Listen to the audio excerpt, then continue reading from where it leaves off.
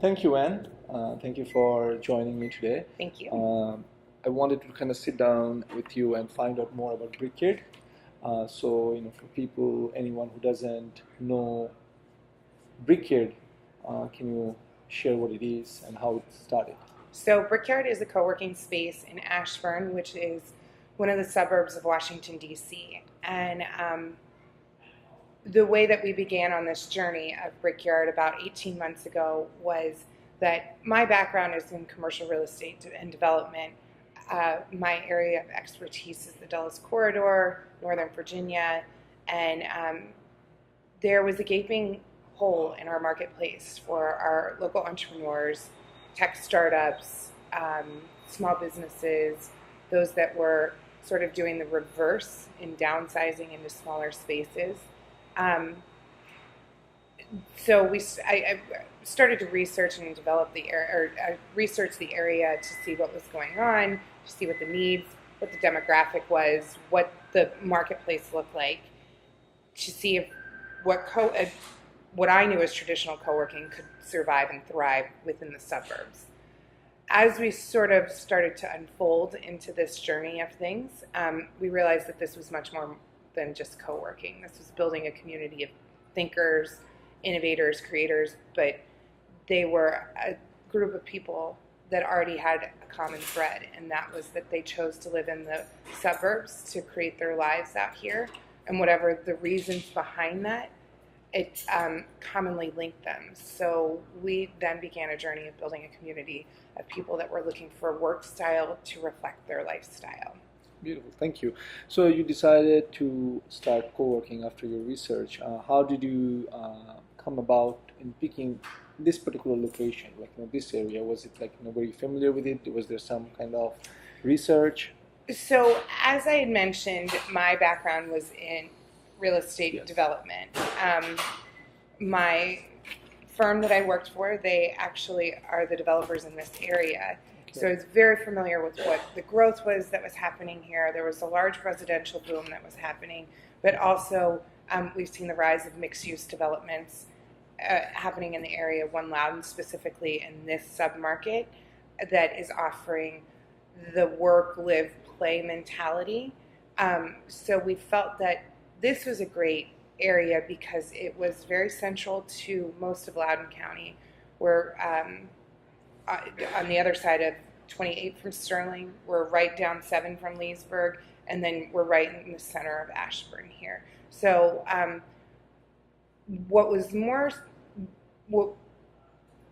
it wasn't necessarily the specific location of Ashburn, it was Loudoun County. It was knowing what was happening here with the, as I said, the rise of the tech startup world here. There's a lot of entrepreneurship that's happening here, and we wanted to be in the center of that and help to grow and foster that community. And what we were seeing is that there were no opportunities for that growth to happen. We were either not encouraging entrepreneurship or it was that we're pushing them out of the communities every day, whether it's commuting, whether it's working in your basements. There was no place to encourage the natural growth of that spirit in the community. Okay, and for some of us or whoever is listening out there who doesn't understand what mixed use is, can you elaborate more on that? So mixed-use developments are happening in the urban centers as well as the suburban centers. They are, as I had said, the work, live, play communities. These are communities where there is a substantial amount of retail space, office space, and then a large residential component, as well as that play, the amenities such as in this area we have Topgolf, we have iFly, movie theaters, but what is very attractive about them is that you are in your community from sunup till sundown. You live, you work, you play there, you can walk places, you it's an urban population on a smaller scale. Fantastic. And so I think you would probably be one of the few out there who come from commercial real estate and venture into co-working. And anyone who's thinking of getting into co-working, so can you share some tips or tricks in commercial real estate, like what they should know about? If I was, for example, if I was looking at a co-working space and I want to do it in, say, in Fairfax, what are some of the things that you think I should know from a commercial? I think having some sort of commercial experience, real estate experience and knowledge of the market is so key to opening and operating a successful co-working space. It Because what we're trying to do is provide the actual sticks and bricks Yes. for the intangible community. Yes. So being able to understand where your location is, what amenities the area has to provide for you, that you are in an area that has the demand in the marketplace for this, and recognizing how important each square foot of the space is in terms of operating a successful co-working space. So like it's location, location, location, right? I mean, Location, a little bit of design. obviously, I can see that. You have to be able to know how a space functions, how to design it to the way we like to say it. We design an open space, but that you're providing a lot of natural collision, so people are interacting with one another, they're working with one another. So being able to take both of those components together is really important. Actually, this is a very good transition to my next question, which is design. Yes. Brickyard is beautifully designed. Thank you. So, kind of share some thoughts, process, what happened, how did you come about with this design, what were the challenges, things like that. So, the design that's the fun part. I love that part. When we started on this journey, we're like I've said, in the suburbs. We're sort of exploring the unknown territory of co-working. We know how successful it is in the urban centers and walkable distances. So it was almost going into this blindly. How is this going to work? Yes. And when we thought about the design, the most important thing is one of our biggest competitors really is people's homes. So we wanted to create a productive, creative space that also felt like you were home.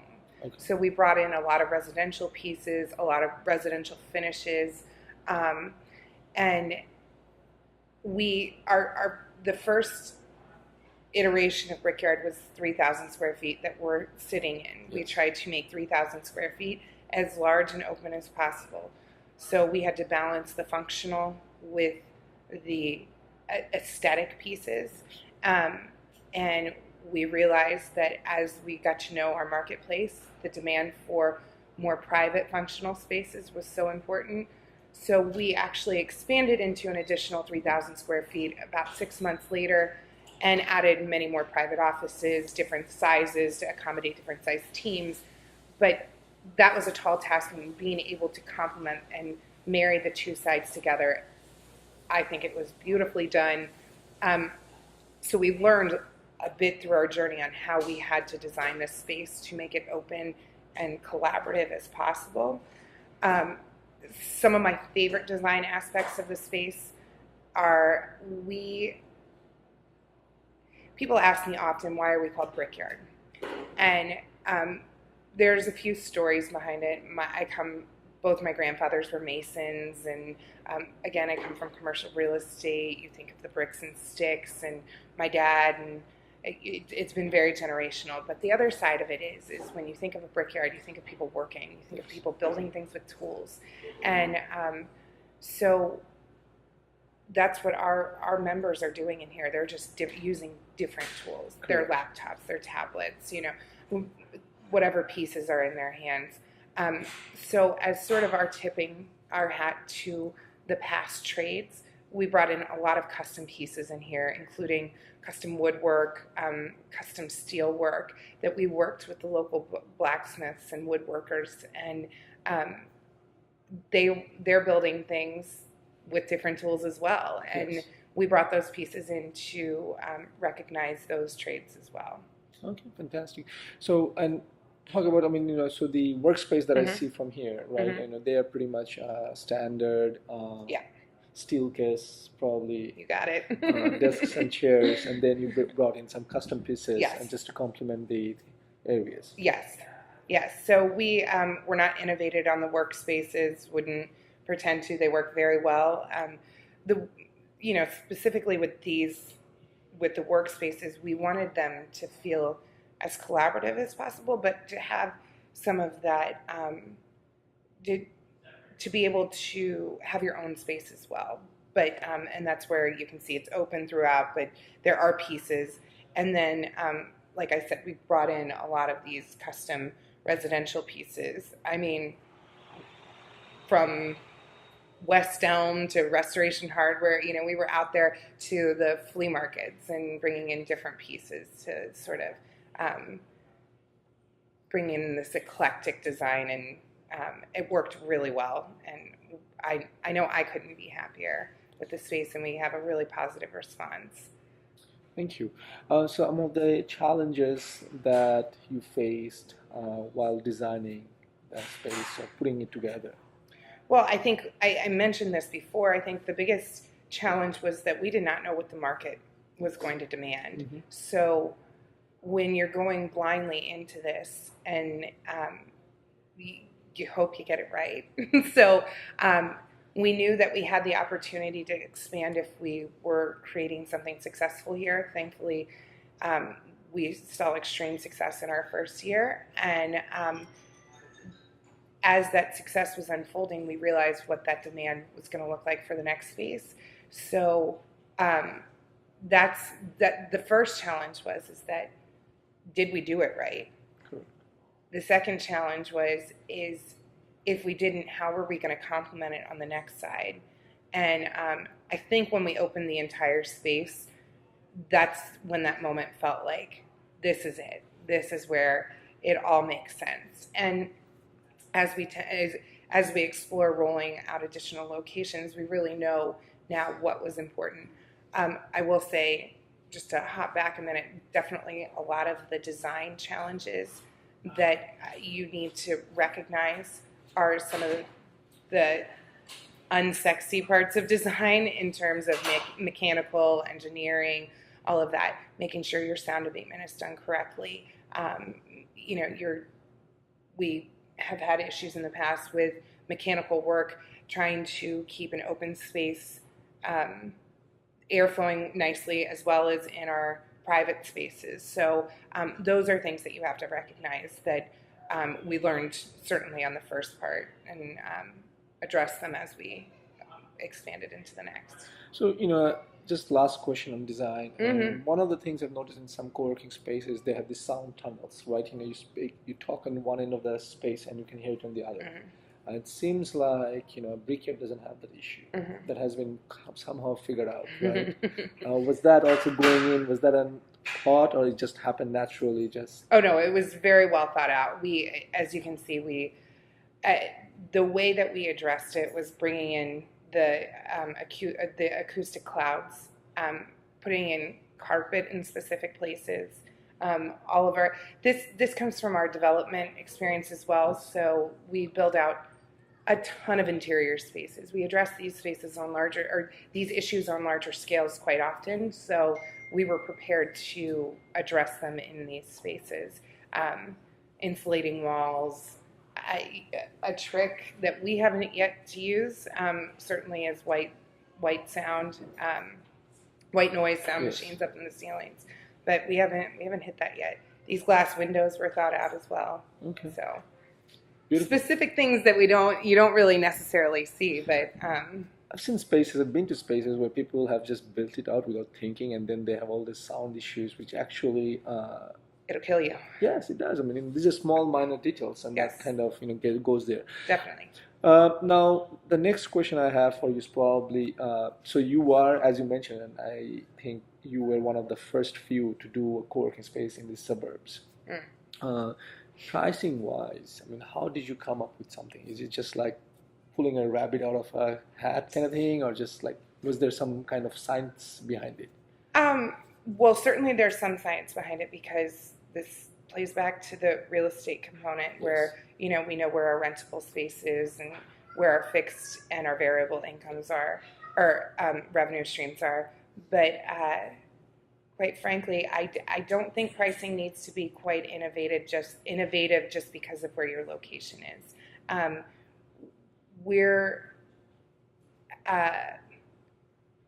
We are accommodating the needs of the same type of workers as we work in DuPont Circle, Yes. just in a different location. Yes. So, we're trying to create a community of like-minded people, and I think that certainly plays into it as well. That we're all in here with the same, maybe different goals, but expect to take the same avenue to get to them. Okay, thank you. So let's talk about team and marketing, right? And I think they go hand in hand. So, how big is your team? How are you working out and things like that? So we have built. Our team size changes often with interns coming in, and whether we're working with outside independent contractors, or they're on the Brickyard team. Right now, our Brickyard team is of 3 people, and for one space, you only need a few minds working together. And as we start to grow, we'll see how that changes. Our biggest marketing tool is these guys working in here. That the word of mouth and what that represents. Certainly, we have a strong social media presence.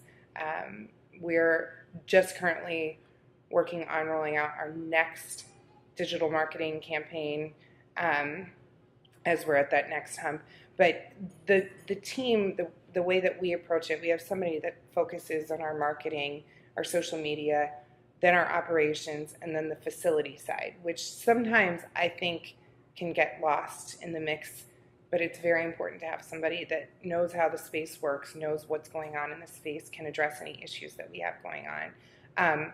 And those working together, we meet once a week. We have people working virtually for us. We are very representative of what a lot of our teams, our members are doing in here, and how we work. And I've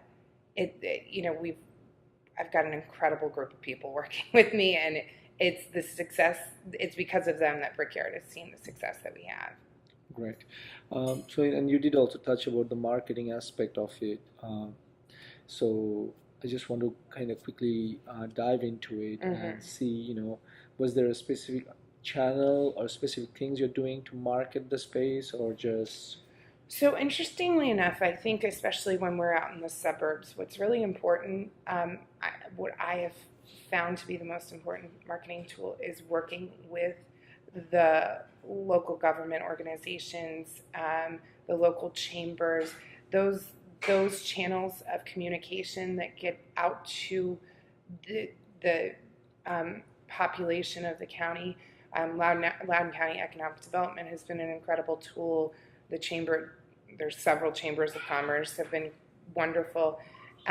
So those are some of. It's really important to work closely with those people because they help you to get the word out there. It's different than what you may see as your traditional marketing strategies.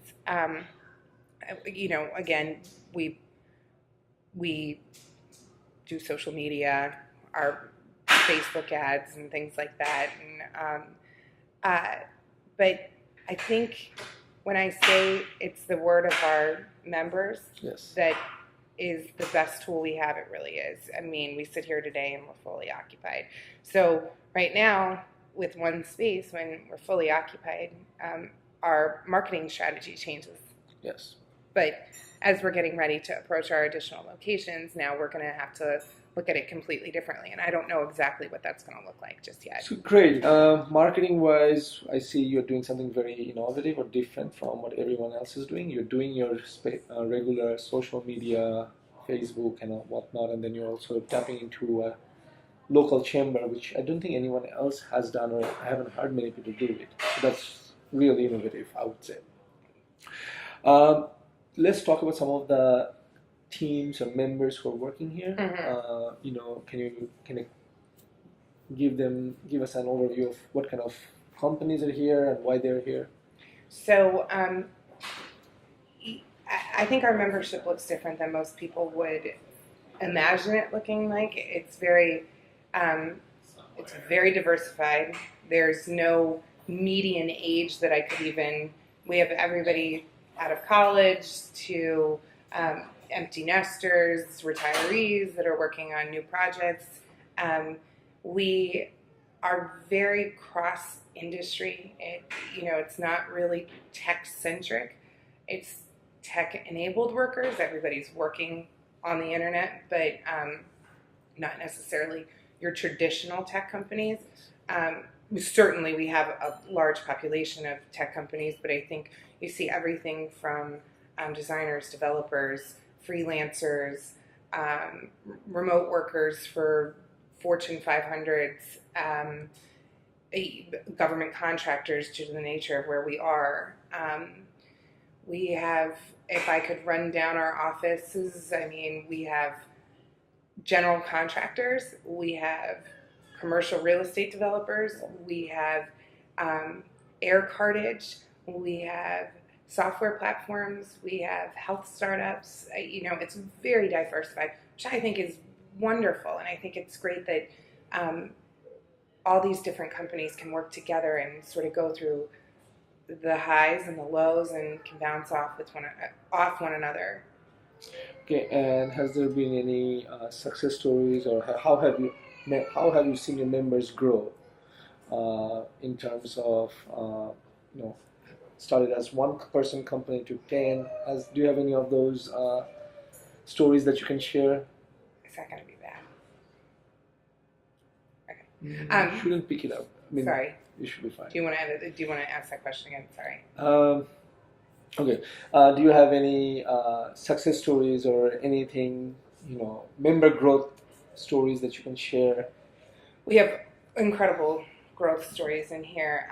One of our software platforms, they started, actually it's really a great story. They started as an equipment distributor out of one of my parent company's buildings, and the president of their company was working on another project, and they came to explore the options of co-working. And I think when they started in here about a year ago, they were a team of 3 to 4, and it has grown larger and larger, and they have seen tremendous success, and they've actually now are on the verge of outgrowing our space. So we, that they're one of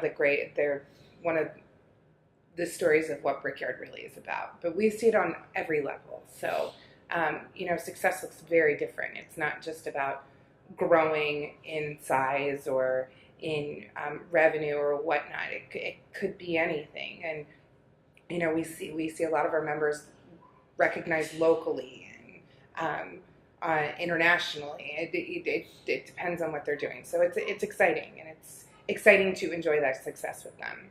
Fantastic. And I'm trying to think what would be the last question I could ask you given the time.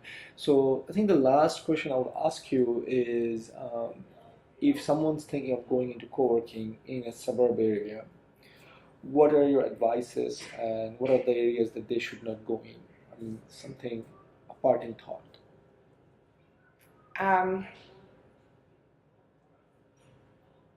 I think what was the most eye-opening experience for me is, especially coming from a real estate background, I understood space building and I understand looking at spaces and how that works. It's actually growing a community, and that's what you are doing. And it's intangible, and you can't wrap your mind around it. But once it starts to blossom, it's really an incredible thing to watch. So be sure that you have that demand, the interest, the community already starting to bud, so you can just continue to foster it. And to be a part of that journey is really exciting for us. Okay. And have you done any pre-opening community work, or have you just started building the community after you opened? Well, with this specific space, we actually did everything after we opened. And it was because, it was the unknown. Yes. We didn't want to get ahead of ourselves. Yes. And certainly after, it has been an incredible experience working with, with the events that we're running through here, outside events that we're working with, and all of that. It just has continued as we get ready to explore our next locations. Now that we have a brand and we have a name, we're ready to get in there and be able to do stuff like that and start growing the community before we even have physical presence there as well. Thank you. Thank you for your time. Thank you, Sajid. This is awesome.